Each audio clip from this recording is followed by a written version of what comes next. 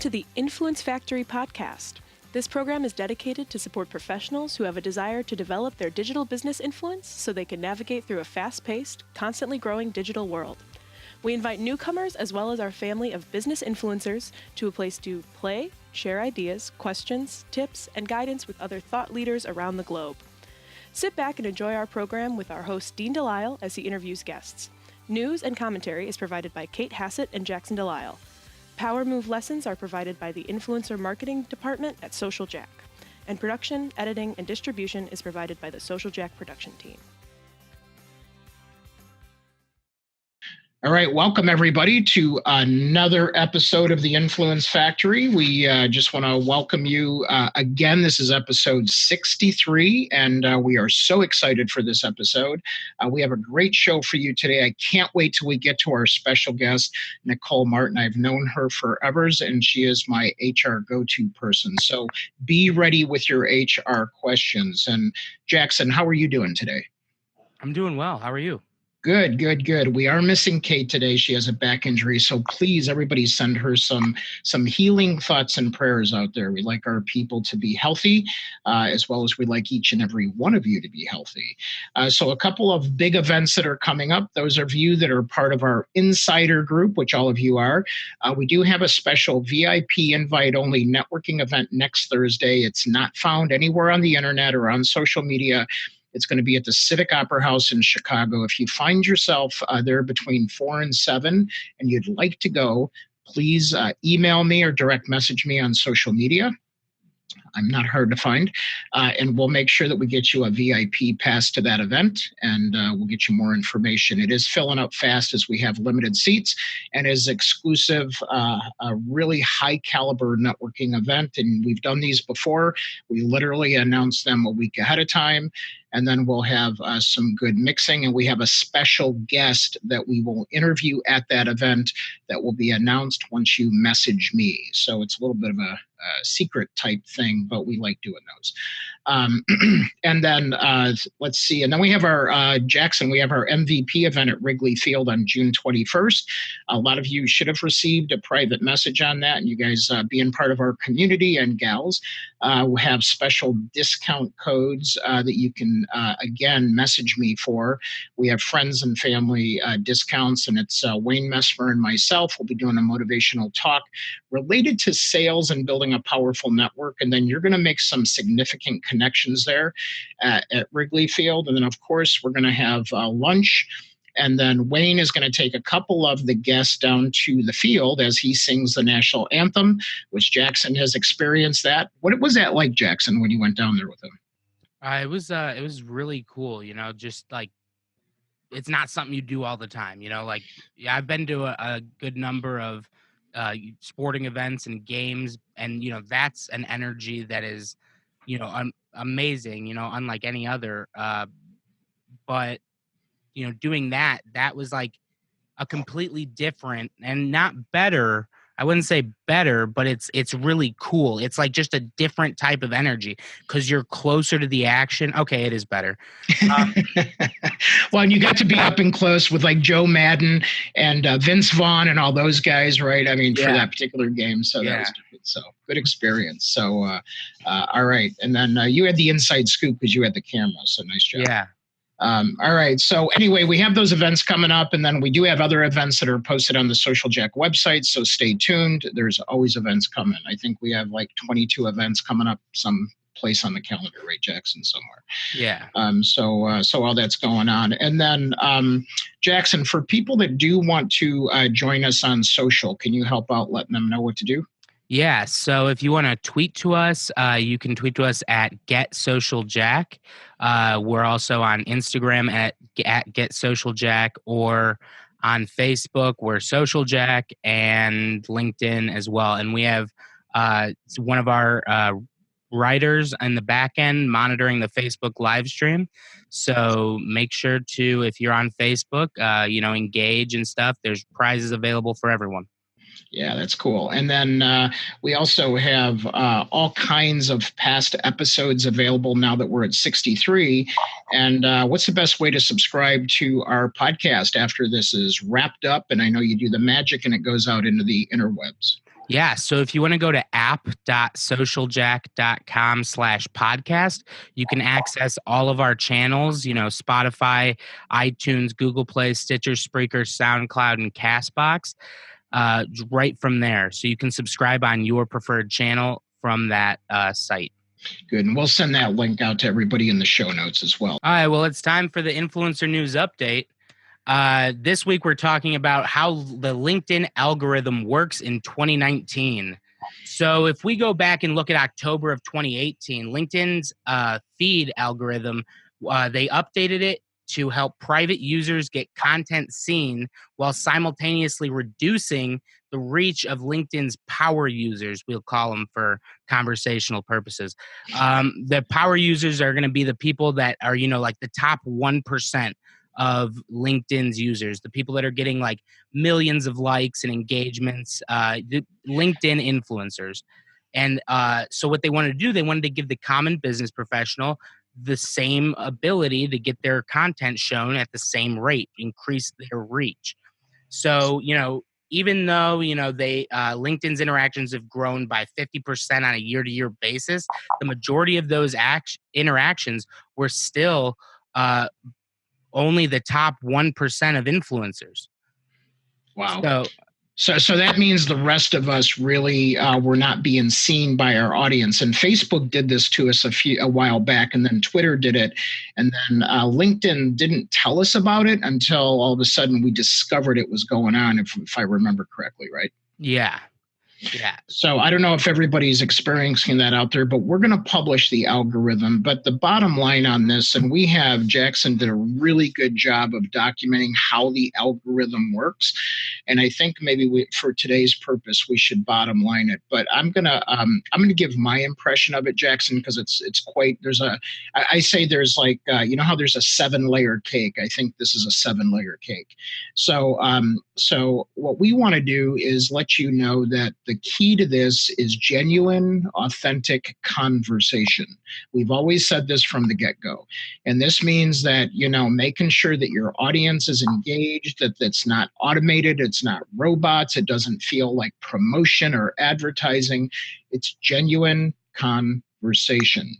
And once you start to get some interaction with your audience and people are liking and commenting, possibly additional tagging and hashtagging helps to promote it.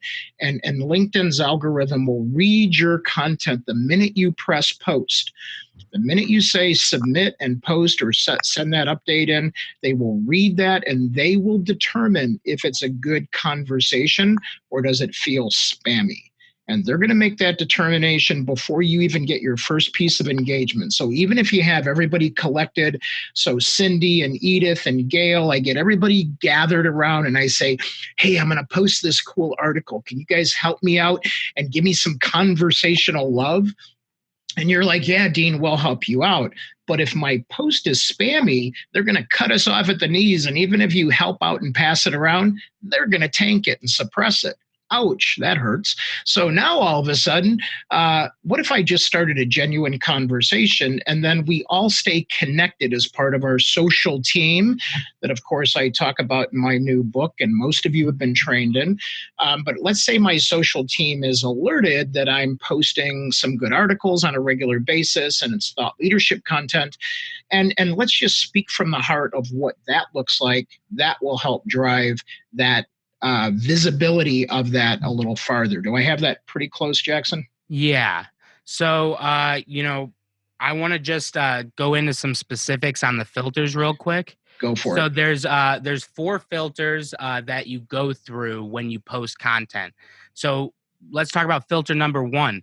Filter number 1 consists of every time you post something, LinkedIn's algorithm bots decide whether it's spam, low quality content, or good to go. I think we know which one we want to be a part of, It's if you don't, it's good to go. But then once you've passed and you're in the good to go category, you go on to filter number 2. This is where LinkedIn's algorithm bots will take a closer look at how your audience engages. So it's going to be temporarily placed in the main feed. So you're going to be up there with, all the, top influencers, your connections. It'll be in the feed. It'll be featured there.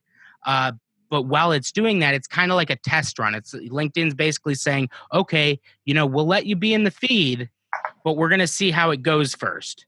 So then, they look at how people are engaging with your audiences.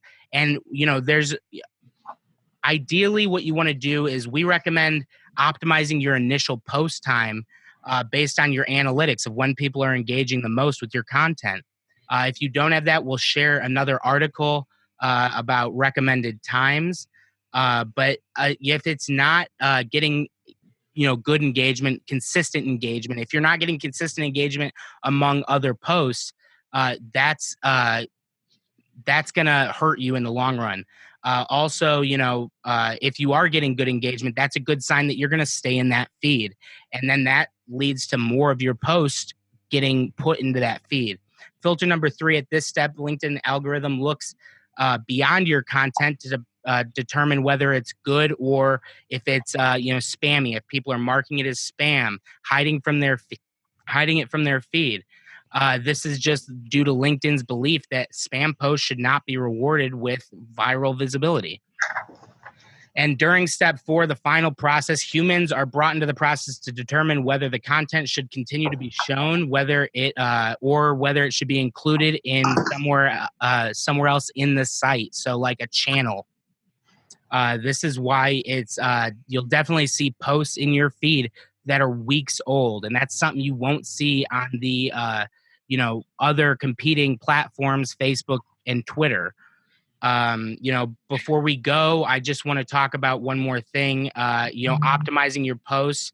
You want to make sure you're optimizing those post times and really feeding into the bias that LinkedIn has. And they're pretty blatant about it, and it'll be easy to know. And it'll be in the article, which we'll share afterwards. They talk a lot about, the bias of LinkedIn. So you want to kind of feed into that a little bit and, pander. Then, share content that resonates with your audience and the people that are in your industry. And besides that, that's all for the Influencer News Update.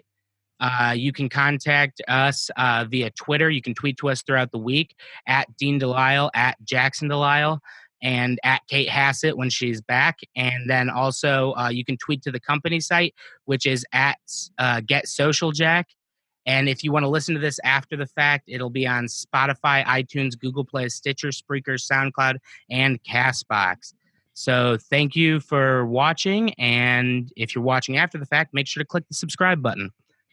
This week, our influencer guest, Nicole Martin, is a good friend of mine, but everything that I know in HR and treating people the right way and helping people to learn and grow and helping it to become a better organization, Nicole is my go-to person. What else can I say? And not only that, you know what? There's just a part about her that we're going to get to where she has revealed herself in some recent books that she's done, and just a really good, genuine person. And so I'm so excited to have her on the program today. Nicole Martin, come on down. Welcome. Hey! Yay, I can see you guys!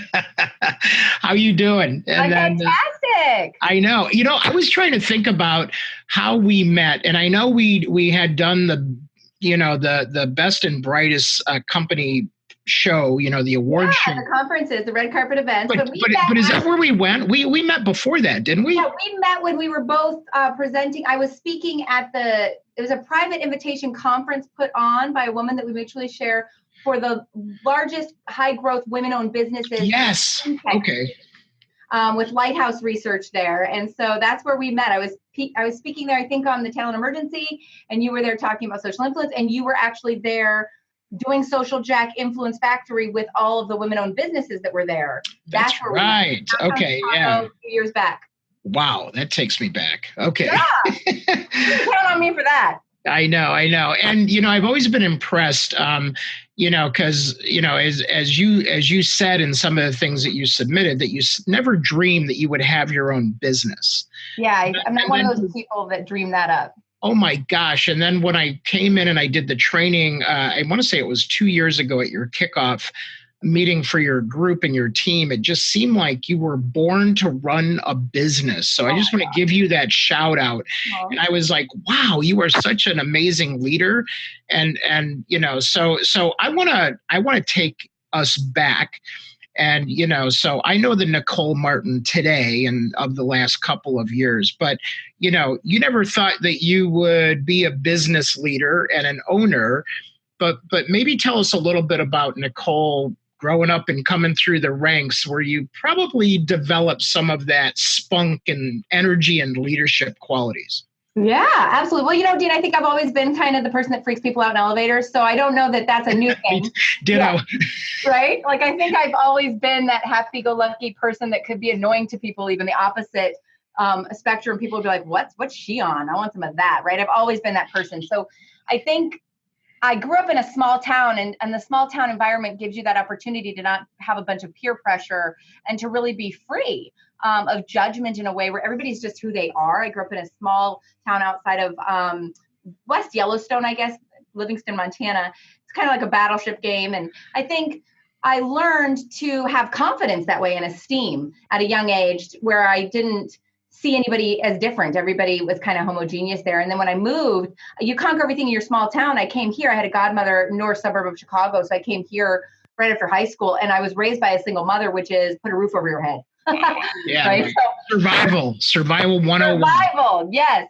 And so at a young age, I was very excited, and I knew I wanted to be in business. I didn't know what that meant. I saw a woman wearing a suit, that was very special to me when I was probably 5 years old. I thought she was the most glorious, beautiful human being I'd ever seen. And I just knew I wanted to be like her one day. It was as simple as that. And when I was putting a roof over my head answering the phone pre-Y2K in the financial services industry, I literally didn't have a degree, and I didn't have any knowledge of politics and bureaucracy. And I just saw all these people who had come over on their H-1B visas sitting in these big fishbowl lobbies back in the 90s. You remember these Oh, yeah. Visas? Yeah. And you're sitting there and saying hello, hi. And then people would sit there all day, Dean, like all day. They'd come and they'd sit in the lobby all day. And I finally just realized what a waste of just human resources, human people who are here. What a waste of time. You do not have to have any kind of higher intelligence, just common sense. And because I didn't know about politics and bureaucracy, and I thought everyone is my friend, I just went down the hall to the guy who ran the place and gave a presentation that I'd done for school. It was homework. And I literally came out of that meeting and he said, "You're my receptionist." And I said, yeah, I'm your receptionist. He says, "You belong in human resources." And that was the beginning of a trajectory where it put me where I am today. You were just picked. Yeah, literally, I was 18 years old. I kid you not. And he just saw, wow, you belong in human resources. So God bless him. It's a nod to anybody who sees talent today who's 18 years old. Was it something that you did or were doing that or that they spotted in you at that point? I think I was basically telling what to do with these people that were in the lobby and what their bosses should be doing. Somebody needs to do something with these people that sit all day. The obvious. Right, yeah. But I said it, right? And he was sort of like, "Well, you belong in HR." And what's so funny, strategically looking back now, I just thought it was the greatest job ever. I had no idea really what HR was then. And it was a 6,000 plus organization, right? Global entity. And I ended up, building HR from scratch as a subsidy. We're out here on an island, remote location. And so that was my first job in HR. But they put me on planes back then. It was high acquisition, as you know, and lots of downsizing. And that was my first lens of HR, was this ugly side of HR, I guess, where people were losing their jobs. And I was the person handing them their tickets out of the job. So that to me was a really hard place to be as a young woman, thinking you're in this happy people business, and learning it's got an ugly side. Yeah. And so I learned that, but then they'd throw me on planes and take that happy, joyful side of me, and they'd put me in front of the companies they were acquiring.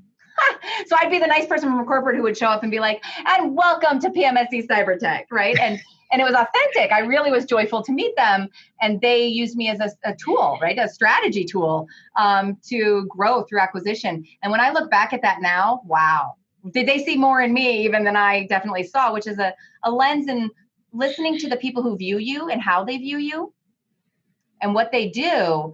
It helps us actually, if we're paying attention, Dean, it helps us gain greater confidence of what our abilities could be. Right. Yeah, and I guess what's traveling through my mind is in HR. Were you always on the good side of HR? Or did you, also have to be that person that when those companies were being taken over, that you had to cut people loose too? Yeah, I think that I look at what I do as workplace ministry. I think people who know me know that. Yeah, I love that. Say that again. I work in workplace ministry.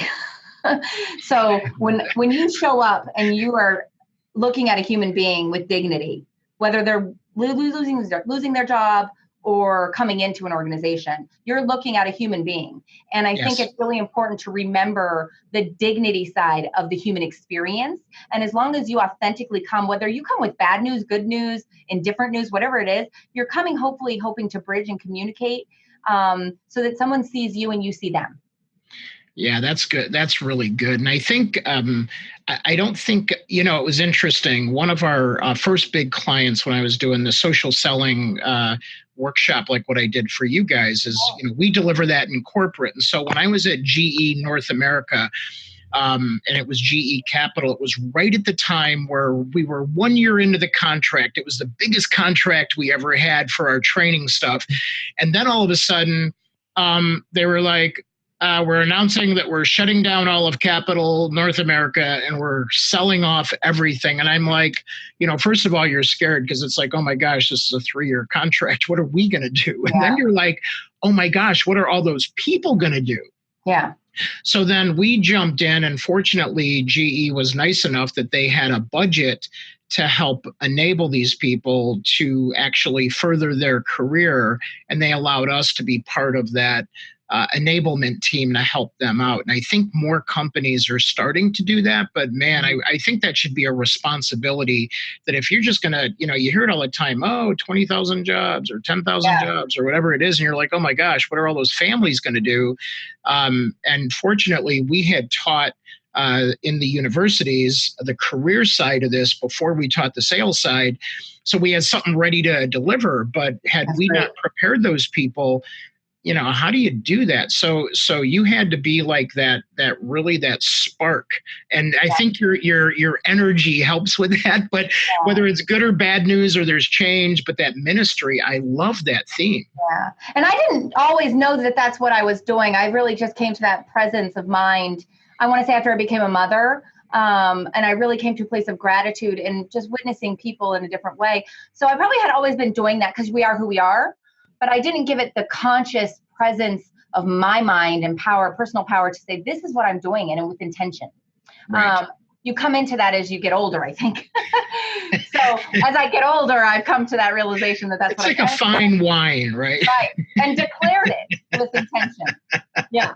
So, get some wisdom and some chops. But I think looking back, I felt, I remember just coming into a legal drinking age, even 21. I was in the ugly side of business, and I'd go home at the end of the night and be like, wow, I need a glass of wine, because I'd be like, oh my gosh, this is not what I signed up for. Or I didn't know that this is even treating people like numbers instead of like humans. And I really jumped ship from that large corporate arena back then, into the middle market per se, which is where I've stayed all of my career now. To be where you can see the impact of your work and you can touch people and get your hands dirty, rather than just this mass generalization kind of approach that can happen sometimes in big businesses. And not saying that that's universal, of course, but I think that was my first lens. And so now I've really gone the other direction. I was fortunate enough because I'd worked and went to school. It's not something I intended to do, but I think when people actually get hands-on experience and get their education simultaneously, it catapults you in a particular industry. And so that happened to me. And by the time I was 23, I was in HR management. And I was going straight into the middle market, running and building HR departments from scratch in kind of manufacturing environments, which are really meaty. You have like a PhD guy over here with a patent, working over here with immigrants who don't speak our language in the same company, same team. And I loved the dynamics of that. I love the challenge of that. To me, it's the richest thing, is bringing those two spectrums together. It's great. Yeah, that's cool. And then So I always like to hear about maybe the people that also helped along the way. I always talk about your social team, the people that are really the people that matter to you, and those people come and go sometimes in our lives at different points. But I'm always curious of people during the journey that you're like, wow, it was that one person when they said this to me. And I'm going to give you just an example. When I was bussing tables, did you ever work in hospitality? My gosh, does that just not like? Oh, absolutely. I was like the Dairy Queen girl, of course. Yeah, right. So you just know how to bust your butt, no matter what. So it's like bussing tables is like, you're just the dishes and everything, and you got to make sure people are happy. And at the same time, the dishwashers aren't angry, and everything. It's a humbling experience to be in service, no matter what. I know. So anyway, but then I was like, one guy looked at me and he could tell I was probably having a rough day. I probably had food all over the front of me. And he was just like, Dean, just remember, he goes, no matter what you do, always do the very best. He goes, whether it's bussing tables, whether it's weeding gardens, washing windows, doesn't matter, and you will be discovered. And I never forgot that phrase from Charlie that just leaned over. He was at the bar. He was a wise guy, business guy sitting at the bar. Dean, come here. And I was busy, but I was like, yes, Charlie, just remember. So anybody along the way give you any encouragement or was significant as you were shifting into this person that you are today? Well, I think there's always people in your life who are really prominent. And obviously my mother was an impression on me. She really empowered me as a woman coming up, in the 80s and everything. I think that was a movement in that time frame. Yes. And I've talked with women now who are in the generation before me and what has changed so much. And they look at me as a businesswoman now and they'll say, Nicole, how can you go into a businesswoman and not wear, you're walking in a suit, maybe you're not wearing pantyhose, for example. Can you believe that? And I would say, I've never even thought about it. And these kind of dynamics of shift have helped me bring me to a greater place of awareness of what women in general have done for me over a generation to make that a possibility for me to come up with that lens of empowerment, capability, and not walk into a room with my gender. So that's a huge gift to see us all as just humans again. And I think, when I look back, I read something once, I'm pretty reflective and introspective. And I read a quote when I was like 10 in a Reader's Digest, if you remember those little booklets that people leave in bathrooms. Yes. Yeah. So I remember reading this quote called in the Reader's Digest, and it said, presence is more important than being present. And it always resonated with me. And I think it in my most private thoughts every day of my life, sometimes when the chaos of our lives, the noise, and it's even noisier now as I've gotten older and just think technology's taken over. There's a lot of noise. And I think just if I can come to a place of peace, I just say, presence is more important than being present. And we're always present physically. But if I can ask myself, did I bring my presence? Did I bring my joy? Did I bring my mind, my heart, my soul to this moment? I live my life by that. It's almost my mantra. And it has brought me to moments where I've had conversations with people, men in business. So Jack Egan was the first manager who said, you belong in HR to me. He will forever reside as someone who saw talent in a young person that I didn't even know myself, didn't even know what HR was, right? And look where I am now. So that's one of my truths, which is people who are in positions of decision-making authority, they have the opportunity to spark something in another human that they won't even know the power of that. And so he did that for me at a very young age. And then I would say through other people in business, I'm observing. I've observed other women, for example, in an experience, my first shared services client, when I was a consultant, not in business. I watched her walk into a deal and walk away with equity of a deal where I was there same time as her, but she had different negotiation skills than me. And I remember just thinking, and I didn't need that or want that, but I just through observation learned to have a better lens of what I'm capable of or what I could be doing.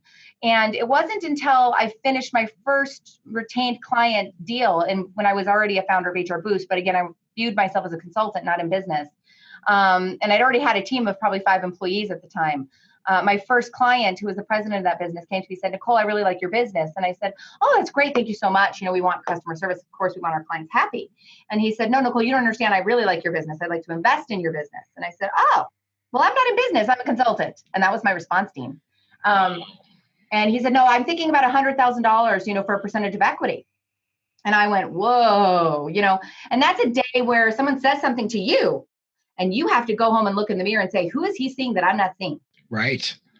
So that's a real clarifying moment for me that has brought me to a deeper level of authenticity and confidence and put me on a task of self-investment and self-awareness, where that conversation, you want to make that conversation not uncomfortable.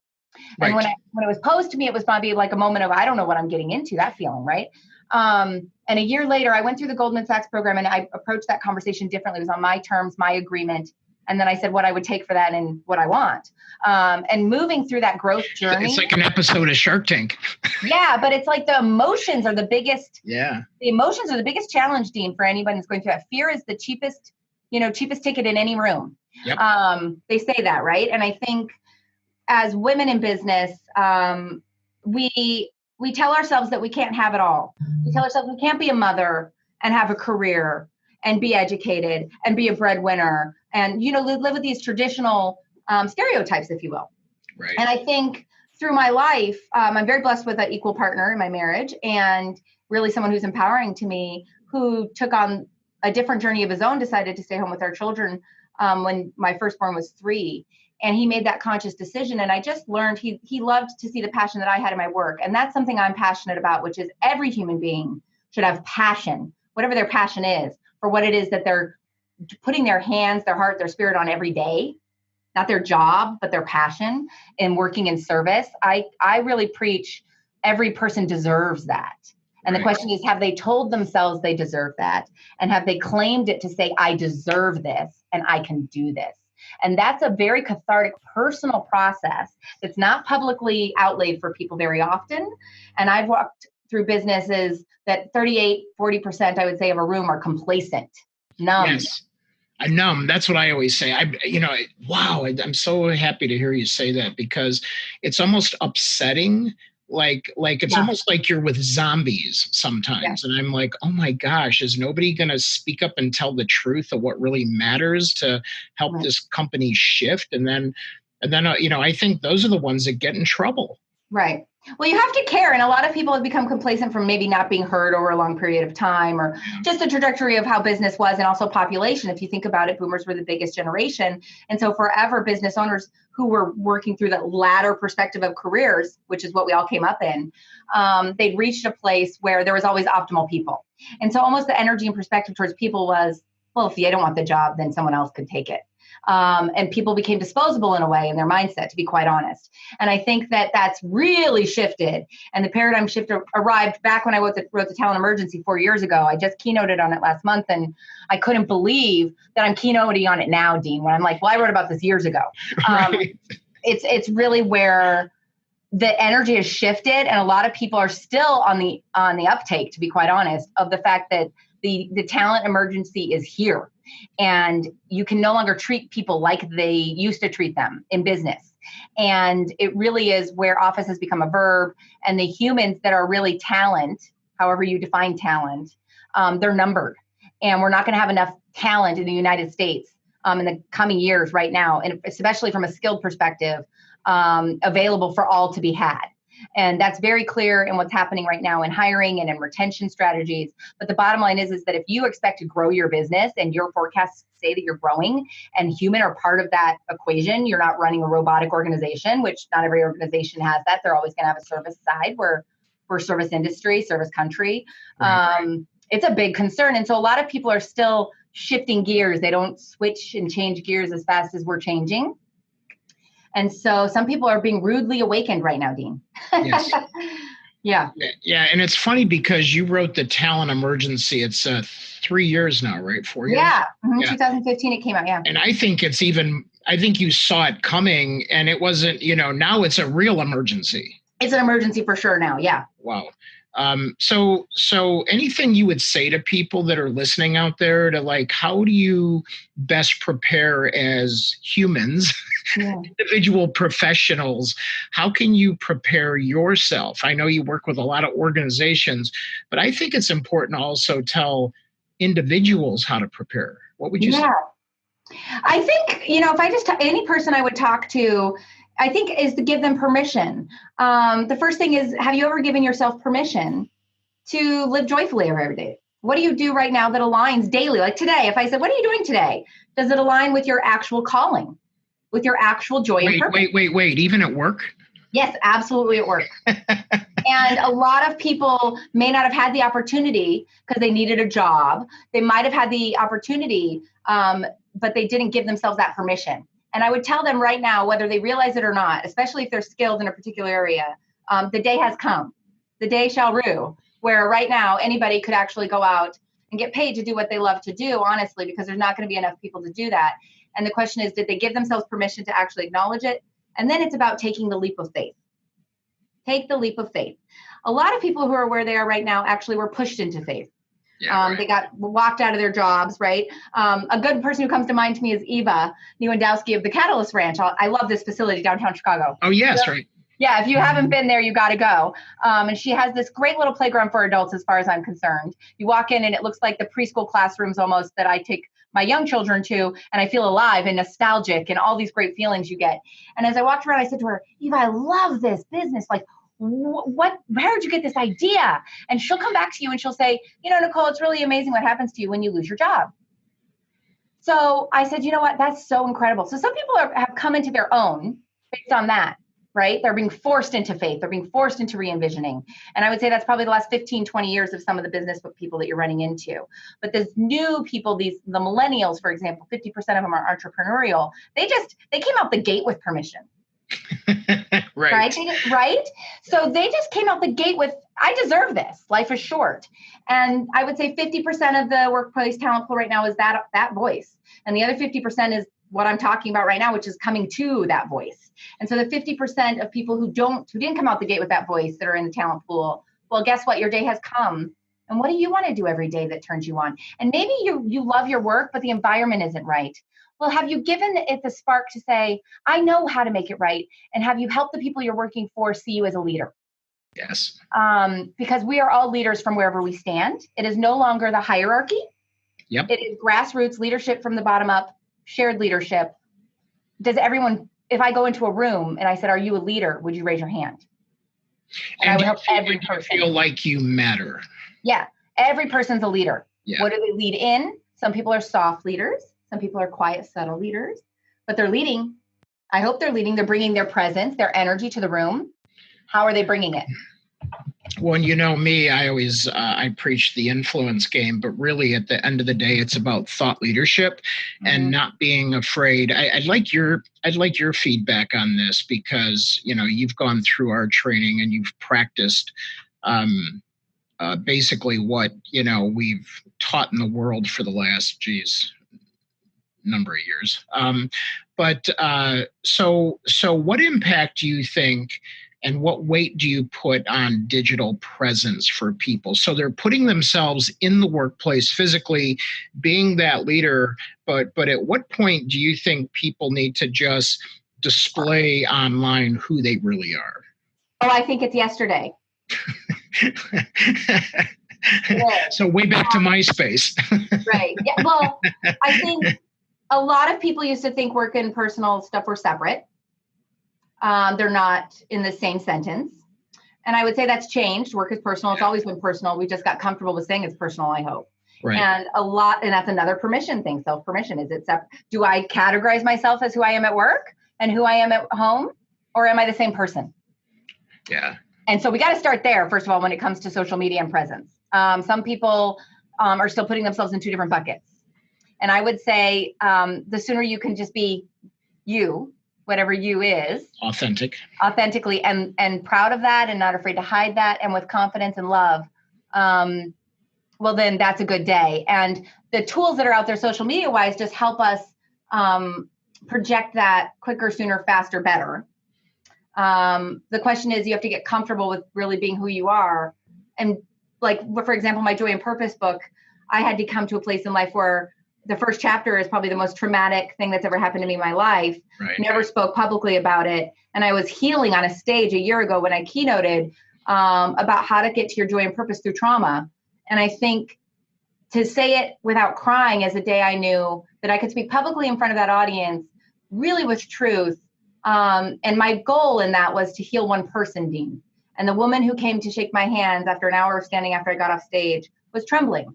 And when she shook my hand and she said what she said to me, I said, my job is done. I've done my good work. Right? You help one human being heal. Oh, you're getting me to tear up, as you always do, Nicole.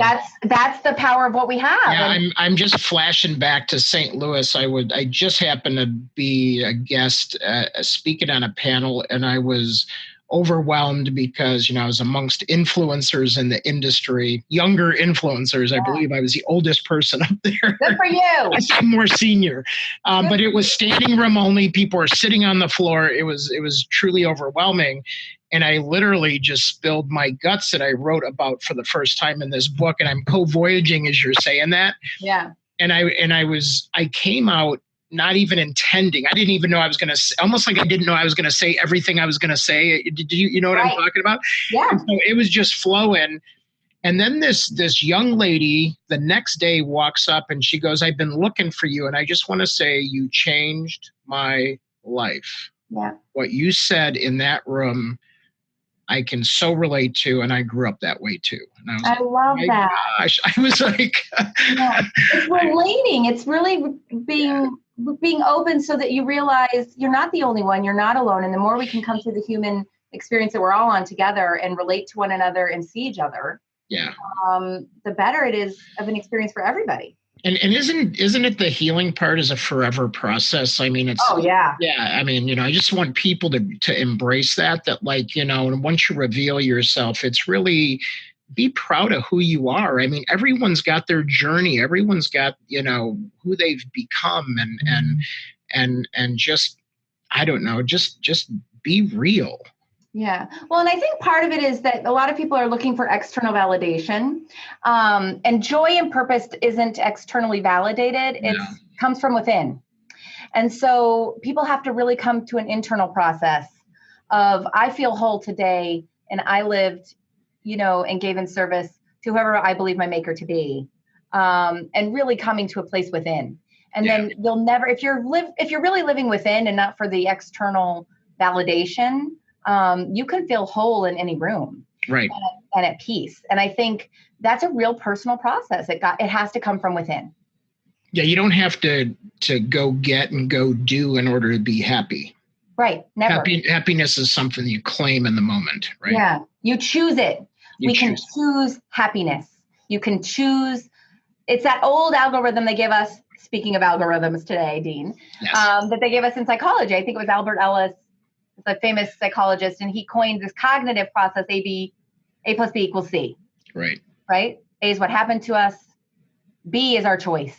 Right. It's the second thing, which is how do we walk away from an experience with that, and C is the outcome. We always personally can affect the outcome. We can control the outcome of anything. If we recognize, we choose B.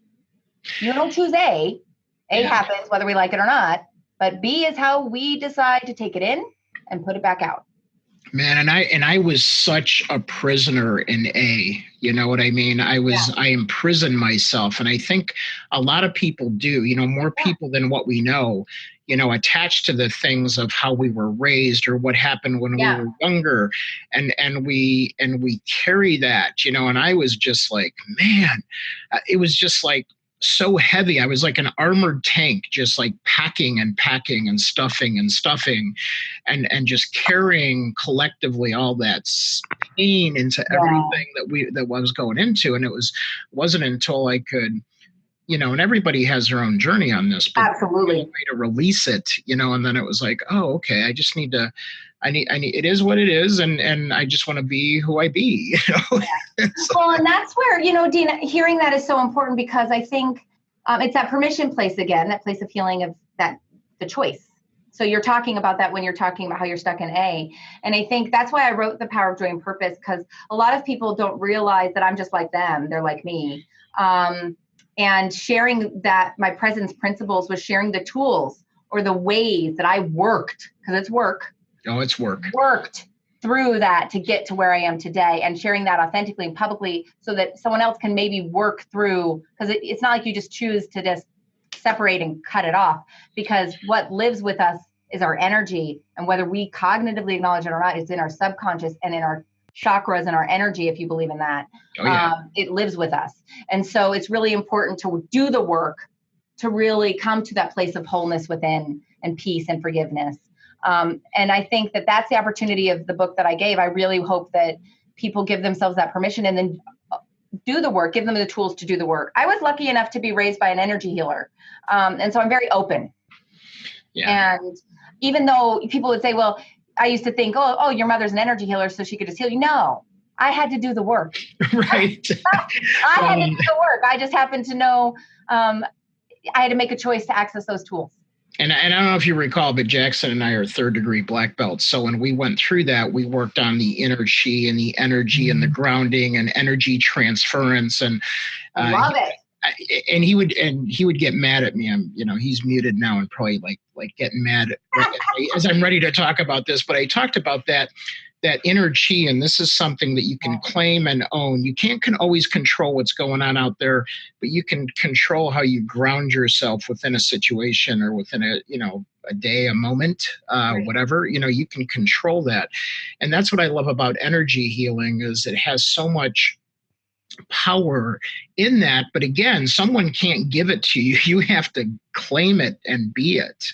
Right. Well, and I think the way to really think about it is simple. So energy always has to balance, right? There's negative energy and there's positive energy. If we can believe from a simple place that energy must balance. Yin and yang. Yep. And if it must balance, Dean, it comes down to a simple thing. So let's say you walk into my office today and you're feeling down. You had a rough day. You had a rough meeting and you decide to share that with me. I can either choose to come down in my energy and meet you there and wallow with you, or I can choose to just bring you back up. That's me and you, how we share energy. And every human being has the ability to choose how they meet another individual to balance that out, which means someone's either taking from you or you're giving at all times. I like that. At all times. Yeah, and I want to encourage our listeners that are live with us today to comment on how you're resonating with what Nicole is talking about here. So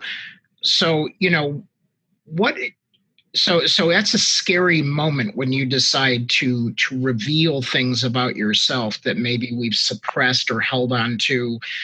You went through that, and I remember you talking with me, and you said, I'm letting it go. And I'm like, what are you talking about? You go, I'm going to put this stuff in a book and I don't know where it's going to go. And I was so scared because I'm like, I'm going to too, but I'm not ready today, but I will. Right. So you were inspiration to me to say, okay, let's cut loose and let's put some stuff in print. And they still, had to cut stuff out to maintain the book length and whatever. Yeah. And I think you come to the place when you're ready. Yeah. You come to a place of complete grace and gratitude. Yes. For all that's ever happened to you, the blessings in it, and the gifts, and the good or the bad, right? Yeah, and how you now see with clarity the love. And once you are filled and overwhelmed with that love and that gratitude, you almost feel an obligation to share, to help another person meet you there. And so I had worked through all of that in my 42 years of life. To really come to the place where I'm at peace and I could die tomorrow and I would know that I felt I loved, I'd been loved upon, and I had loved others, and I'm okay today. And when I came to that place, that's when I had an obligation, and because I had achieved goals I didn't even imagine for myself. I needed to come to a place of giving, service, living in service. Yes, I like that. Living and giving. Yeah. And whoever needs it will hear it. They'll find it. And I believe the universe will draw those people to what they need to know. And they'll see it when it's time. When it's time for them to hear it, they'll hear it. So on the business side, we have Talent Emergency, which I loved, by the way. It was the first signed book I got from you. So I still cherish that. Thank you. And then the Power of Joy and Purpose. You had the human side of profitability, but the one I really love is this Power of Joy and Purpose. And then leading from the heart, which is what I feel when I connect to you. And I'm like, she is leading from the heart. Oh, thank you. And it blends all that together. So we're going to send everybody a link to NicoleMartin.live. And if you click on books, if you want to go there ahead of when we send it to you, We're going to send everybody there. Is that the best place to send everybody? Yeah, absolutely. If you just go to NicoleMartin.live, you can purchase books there. You can learn about how to meet me or speak with me, etc. I'm on all social media platforms as well. And then I'm on Amazon. There's Talent Emergencies Audible. It's available Audible. That's one book that's Audible already. And I'm working on my next one already. It's crazy. I never thought I'd be an author. Yes, right. But I'm definitely a talker. And I think maybe that's why we get along, right? It's a passion. They're all passion projects. It's not my primary bread and butter. I'm not on the speaker circuit. I still change diapers at home, and I don't want to be there. Amen. Amen. It's really where they're all passion projects. And Talent Emergency was just like a moral obligation after in my consulting business I really had met with, hundreds of CEOs in big business, thousands of employees, and little business, startups and everything in between. And I was having the same conversation room after room after room. And I'm going, okay, we've been talking about the shift of human capital since I've been born. How come nobody's ready? And the Talent Emergency became like what was evident to me. And how come everybody's not talking out loud about this? And our government doesn't necessarily come out loud about the skills shortage in the emergency because they don't want chaos, right? And I'm just like, hello, people. Are we ready? Are we talking about this? Like, it was almost like bringing everyone to my personal table of dinner to just say, can we get real here and like have a real conversation about what's going on and what we're going to do about it?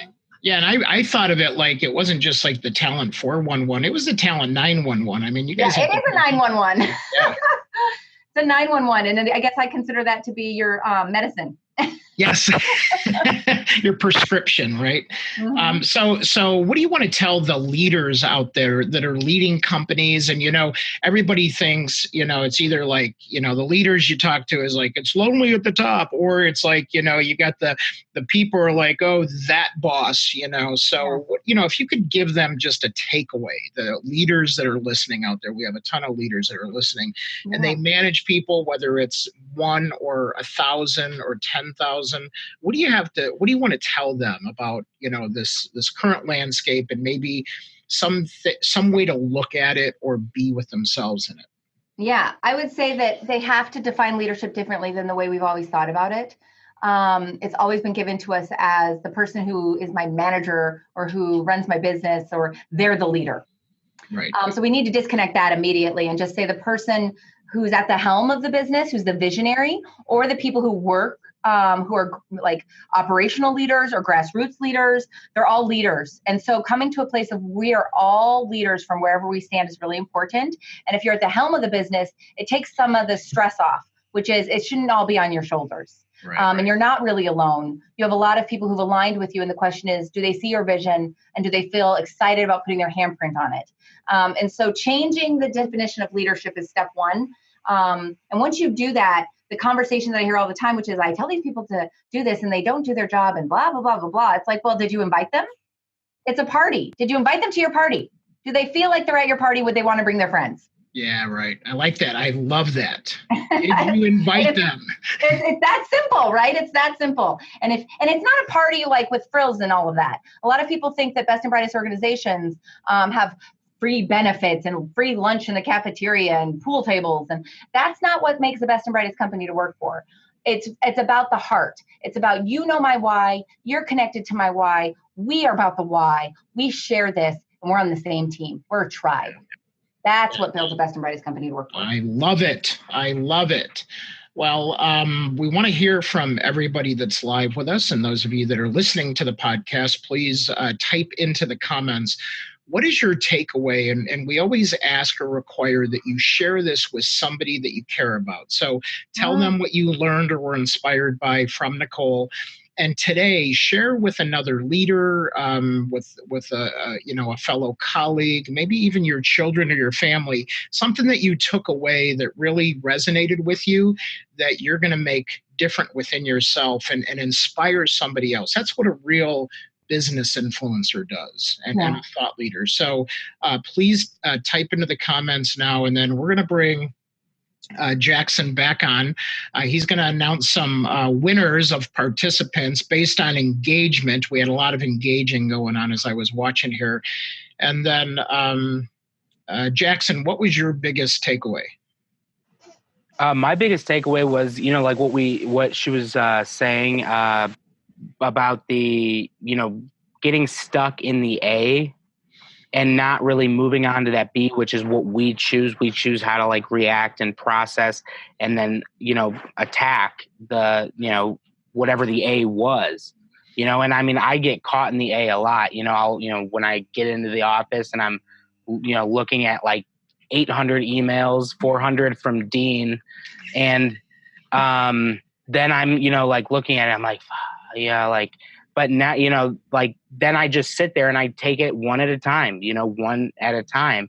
And at doing that, getting into that rhythm, getting into that, mindset that, nothing is unattainable, that's what really helps me get through the week. I mean, besides that, I don't know what I would do, but yeah, that was probably the biggest thing that stuck out to me. Oh, wow. It's great. That's cool. And we have a lot of people chiming in that they like the idea of being present. And, Miriam and Edith and Cindy were chiming in. I want to say the women were dominating in this one. They were chiming in a lot more than the men. Men, where are you at in this one? I was just sort of curious. What are the men thinking? It's a tough place to go to reveal yourself to that level of vulnerability and really be transparent about it. It's tough. It's really tough to do that. That's when you and I were talking before the show about masculine and feminine power. And you're like, It's just personal power. It shouldn't be gender specific. Yeah. Well, and really, it's interesting. I can say that most of my clients are men run businesses, and so I think I obviously have female owner businesses that are my clients as well. But I would say really getting gender out of the equation is really important, and just being open to vulnerability, which is something that's been a mantra out in talks and thought leadership for years now. And I think men typically are the ones who are boomers, especially, they weren't raised with this. I mean, even my husband, he's a late Gen Xer, and I'm sort of like, he'll look right at you and say, I don't cry. Like he was raised, it was like beat into him that that's who he's going to be. And so sometimes just giving people permission to be that real authentic person with you when they're with you. And sometimes it's those first conversations that help people realize it's not so bad, that there's, we're all in it together. And as long as I can be there with you, it's all good. It's better when we're in it together. Right, exactly. And I'm so glad you said that. It sort of gives us a little freedom to be, right? Yeah. And it's all about that permission I was talking about. It's opening yourself in your mind and saying that I deserve it. My new tagline on my website that just launched today is I deserve it too. You deserve it too. I deserve it too. We all deserve it. And what is it? Presence. And what is that? Joy and purpose. We deserve it. We all do. Well, Nicole, we just want to thank you from the bottom of our hearts, and from the Social Jack team, and again, we want to wish Kate to get better out there. And then Jackson, who's our 2 engagement winners? One from Facebook and one from Zoom. So on Zoom this week, we had Miriam Rose Khan. So congratulations. Woo! Yes. And then on Facebook, we had Laurel Zeman. Oh, Laurel. Okay, good. I love it. Thank you. The women took them all today. And so remember, ladies, you have a Starbucks gift card coming. And during that Starbucks gift card, we want you to know that engagement rules, that's human connection rules. And make sure that you pass on something that you were inspired by or you learned from Nicole's session today.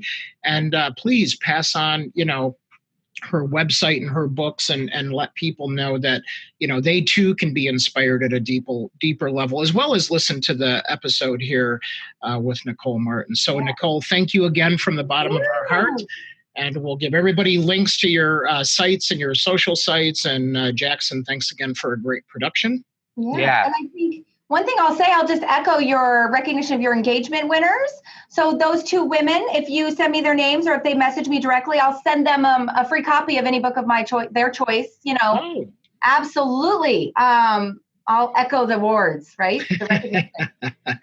There you go. Yes. Okay. So we'll make sure we put them in touch with you. That's great. Well, thank you so much for the opportunity, guys. It's always great. This is like the highlight of my day, just to talk with a friend. So I appreciate it. There you go. All right. Well, listen, have a great day. Okay. Bye. Bye. Before we go, before we go, next week on the Influence Factory, we have Steve Olsher joining us for episode 64 of the Influence Factory podcast. And he'll be talking about, reinventing your influence and your brand and how to get to the top of podcasting. So make sure to tune in for that one. That's great. Thank you. All right. And Nicole, just hang on 1 minute. Okay. All right. So I just want to thank everybody for attending this week's show in live or downloading the podcast. And we'll see you on the next episode of the Influence Factory. Thank you, everybody.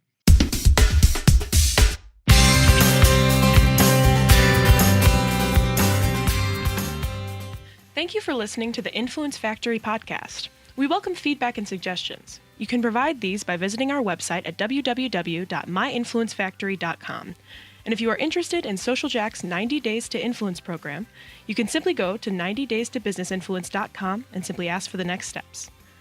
While our program airs regularly on Zoom webcasts and Facebook Live on Wednesdays at noon Central, we invite you to download episodes on your favorite channel: YouTube, iTunes, Google Play, Stitcher, Spreaker, SoundCloud, and who knows where else in the future. We will also provide occasional on-location live streams with special guests that we will announce in our community Facebook group, Business Influencer Alliance, as well as on all Social Jack channels. Our mission is to help you build your digital business influence with this podcast, as well as inspire, educate, and entertain those who are hungry to collaborate in a cool place with cool business professionals just like you.